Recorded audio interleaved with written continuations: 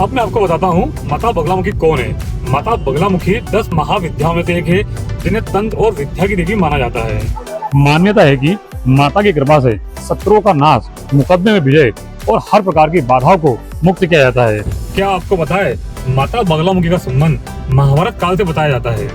कि अगर विजय प्राप्त करना है महाभारत में, माँ बगलामुखी की तपस्या करिए यहाँ पर और उनका पूजन, आह्वान और जाप अनुष्ठान कीजिए।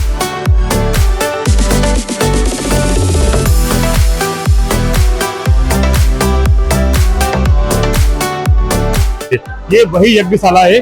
अगर आप रहस्यमयी और चमत्कारिक स्थल की यात्रा करना पसंद करते हैं, ये मंदिर भारत के सबसे शक्तिशाली तांत्रिक सिद्ध पीठों में से एक माना जाता है।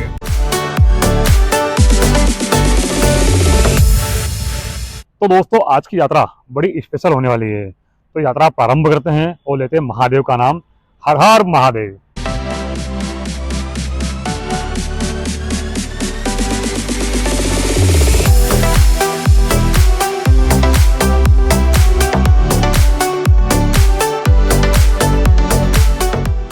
नमस्कार दोस्तों, मैं आपका दोस्त आनंद शर्मा।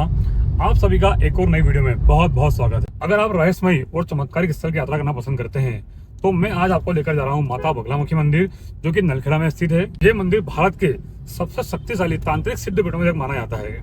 इस यात्रा के दौरान मैं आपको मंदिर का इतिहास, धार्मिक महत्व और कई सारी जानकारी देने वाला हूँ।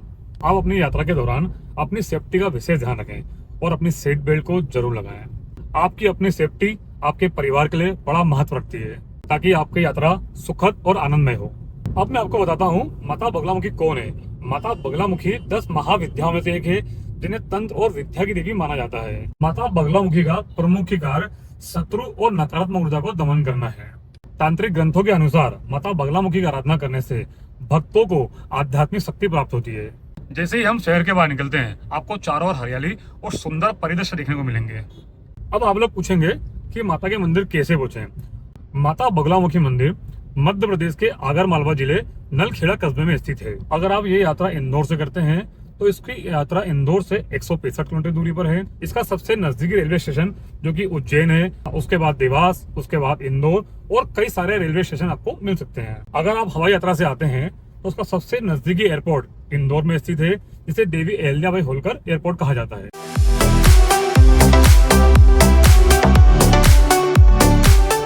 ये वही यात्रा मार्ग है जो इंदौर से उज्जैन जाता है। यात्रा मार्ग का संभावित बजट, जैसे कि अगर आप इंदौर से यात्रा करना पसंद करते हैं, तो आपको प्रति व्यक्ति किराया 200 से 300 रुपये होने वाला है। अगर ये यात्रा आप टैक्सी के माध्यम से करते हैं, तो उसे 2000 से 3000 रुपये किराया होने वाला है। इन यात्राओं के दौरान में रास्ते पर आपको अच्छे ढाबे, रेस्टोरेंट, खाने पीने की उत्तम व्यवस्था मिलना है।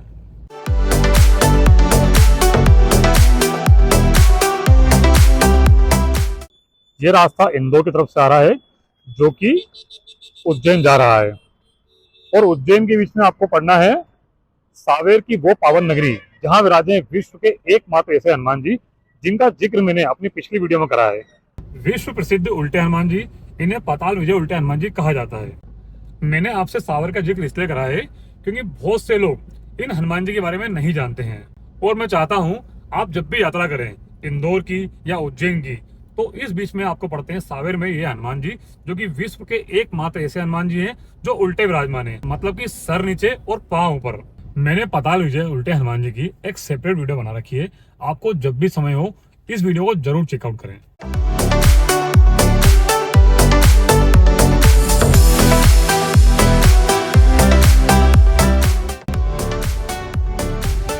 ये महाकाल मंदिर का प्रवेश द्वार है, जिसे मृत्युंजय द्वार कहा जाता है।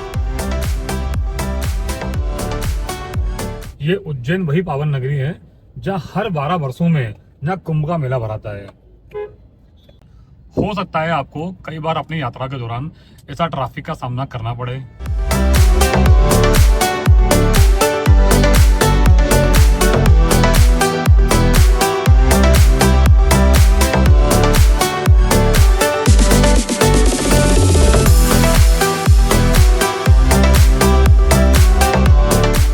बहुत देर के ट्रैफिक के बाद आप जाके रास्ता अच्छा मिला। आगर मालवा रोड पे मैं लग चुका हूँ। बगलामुखी आने के लिए 2 सबसे प्रमुख मार्ग है, एक शाजापुर वाला और एक उज्जैन वाला। मैंने रास्ता चॉइस करा है उज्जैन वाला। अब तक मैंने इंदौर से लेके यहाँ आने तक में करीब 70 किलोमीटर का रास्ता पार कर दिया है। अब यहाँ से करीब 95 या 90 किलोमीटर के आसपास रास्ता बाकी दिखा रहा है अभी यहाँ से। मैंने उज्जैन से आगर मालवा वाला रास्ता पकड़ा है, जो कि 4 लेन रास्ता है। बड़ा सुंदर और अच्छा रास्ता है। अगर आप माता बगलामुखी मंदिर आना चाहते हैं तो इस रास्ते का चयन कर सकते हैं। माता बगलामुखी का नाम बगलामुखी क्यों पड़ा? माता बगलामुखी का नाम 2 अर्थों से मिला हुआ है, बगला और मुखी। बगला का मतलब रोकना या नियंत्रण करना, मुखी का मतलब मुख या बोलने की शक्ति। ऐसे मिलकर बना है माता बगलामुखी का नाम बगलामुखी।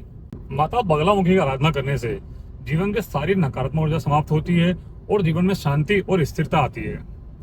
माता बगलामुखी उन लोग के लिए विशेष पूजनीय होती है जो व्यक्ति संघर्षों से गुजर रहे होते हैं और अपने जीवन में बाधाओं को दूर करने की इच्छा रखते हैं। क्या आपको पता है माता बगलामुखी का संबंध महाभारत काल से बताया जाता है? महाभारत युद्ध से पूर्व भगवान श्री कृष्ण ने पांडवों को माता बगलामुखी की आराधना करने की सलाह दी थी।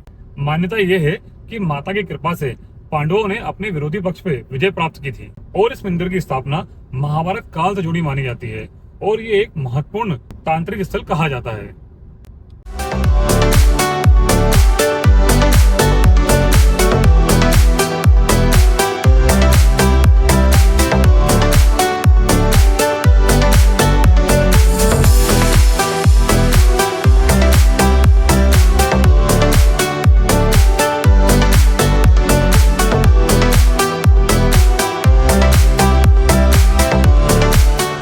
मैं अभी तकरीबन 130 किलोमीटर के आसपास आ चुका हूँ और यहाँ से बगलामुखी भी 30 किलोमीटर और बाकी दिखा रहा है। अब तक मैंने आगर मालवा जिला क्रॉस कर दिया है और अब यहाँ के बाद नलखेड़ा में पहुँचने वाला हूँ। इंदौर से लेके यहाँ तक का आधा रास्ता मुझे 4 लेन और आधा रास्ता में सिंगल लेन मिला, मगर ये है कि यहाँ की सड़कें, यहाँ की रोडें बहुत साफ सुथरी और व्यवस्थित मिली मुझे।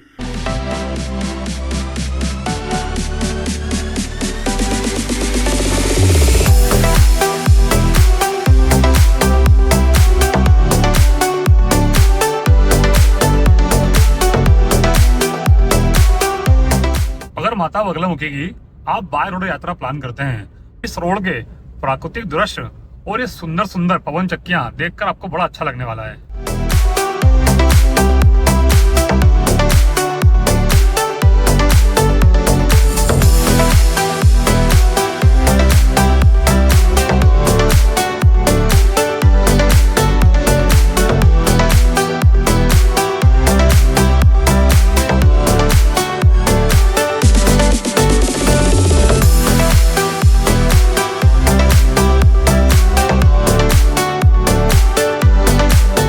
हाँ तो दोस्तों, अब हम माता बगलामुखी मंदिर पहुंच चुके हैं और आपको दर्शन कराते हैं। मंदिर परिसर में वाहन पार्किंग की उत्तम व्यवस्था है, आप सामने देख सकते हैं।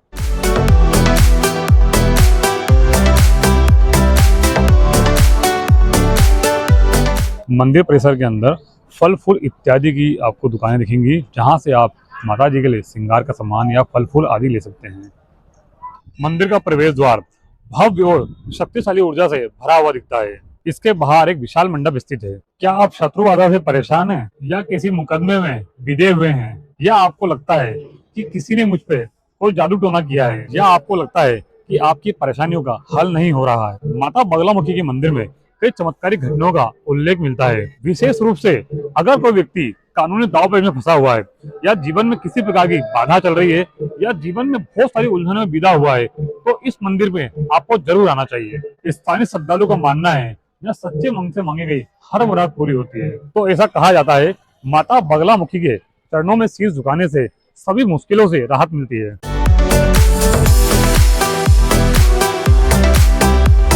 माता जी की आराधना करने से भक्तों की सारी समस्या धीरे धीरे समाप्त हो जाती है। नवरात्रि के दौरान भक्तों की यहाँ काफी भीड़ उमड़ती है और कई सारे अनुष्ठान भी होते हैं। मंदिर परिसर में दक्षिण मुखी हनुमान जी, उत्तर मुखी गोपाल और कई सारे मंदिर मौजूद हैं। मंदिर परिसर में 16 स्तंभ है और उसके बीच में एक कछुआ विराजमान है, जो स्थिरता और शक्ति का प्रतीक माना जाता है।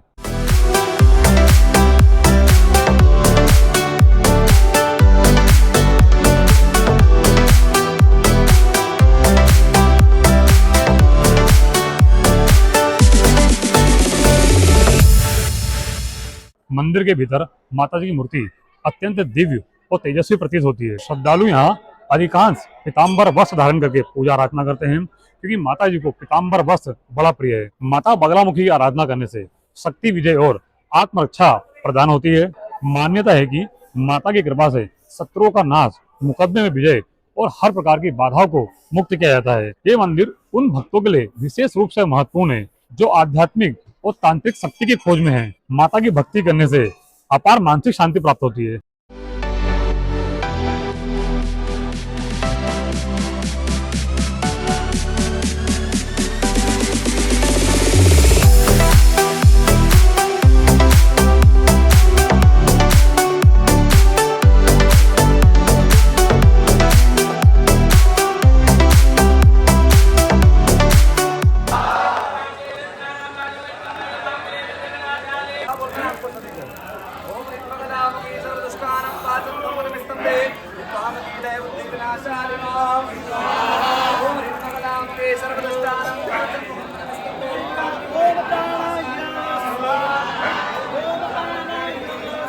मैंने आपको बताया था कि यहाँ पर कई प्रकार की विशेष पूजा पाठ की जाती है। ये वही यज्ञशाला है जहाँ पर भक्तों अपनी पूजा पाठ, अपने हवन धूप दीप देकर अपनी यात्रा, अपनी प्रार्थना को सफल करते हैं। और यहाँ पर बगलामुखी जो सिद्ध है वो हाँ। कृष्ण भगवान के कहने पर युधिष्ठिर ने यहाँ पर तपस्या की थी माँ बगलामुखी की, हाँ। कि अगर विजय प्राप्त करना है महाभारत में तो माँ बगलामुखी की तपस्या करिए यहाँ पर और उनका पूजन आह्वान और जाप अनुष्ठान कीजिए। हाँ। इसलिए जो शक्ति का आह्वान करोगे हाँ। वही शक्ति आपकी रखी। ये पांडवकालीन मंदिर है, यहाँ पर माँ बगलामुखी सिद्ध पीठ है। और यहाँ पर ये कामना करते हैं कि यहाँ पर जो हवन करते हैं संकल्प के साथ वो माता जी पूर्ण करती है संकल्प। इस कारण से अपनी मनोकामना पूर्ण करने के लिए लोगों ने यहाँ पर जो है हवन करवाते हैं और संकल्प पूरा उनका 99% होता है। त्रिमूर्ति है, 3 रूप में यहाँ पर माता विराजमान हुई है ना। पहली लक्ष्मी है, दूसरी बगलामुखी है और तीसरी सरस्वती है। ये हवन से क्या क्या दोषों को निवारण किए जाते हैं और किस किस लिए ये मंत्र और ये उच्चारण, ये हवन किए जाते हैं? देखिए जो हवन होता है वो वहाँ पर 3 प्रकार से होता है, तंत्रोक्त, मंत्रोक्त और सनातनी। तीनों को लेकर यहाँ पर जो हवन किया जाता है उसको मनोकामना पूर्ण होती है। अब किसी की मनोकामना होती है कि कोई ग्रह दोष है ना, मतलब कुंडली में ग्रह दोष है और घर में कलेश हो रहा है, शत्रु बाधा हो, कोर्ट कचहरी में विजय प्राप्त करना हो, विवाह नहीं हो रहा हो, संतान प्राप्त नहीं हो रही हो, काम काज व्यापार, लक्ष्य प्राप्ति, व्यापार वृद्धि, इसके लिए ये हवन होता है। माँ पर विश्वास कर ये हवन होते हैं साहब। और माँ सबकी सुनने वाली है, भक्तों की हर तकलीफ हरी लेती है। बहुत बढ़िया पंडित जी, अच्छा लगा आपसे मिलकर, धन्यवाद। जय माता, जय माता। अगर आप लोग को मेरे द्वारा दी जानकारी अच्छी लगती हो तो प्लीज चैनल को लाइक, सब्सक्राइब और शेयर करें और बेल आइकन को ऑल पर प्रेस करें ताकि मेरे आने वाली वीडियो आप लोग को सबसे पहले मिले। आप लोग का लाइक और सब्सक्राइब हमें ऐसे बेहतरीन काम करने के लिए प्रेरित करता है। और फिर मिलता हूँ मैं आपसे बहुत जल्द एक नई वीडियो के साथ। जब तक के लिए हर हर महादेव।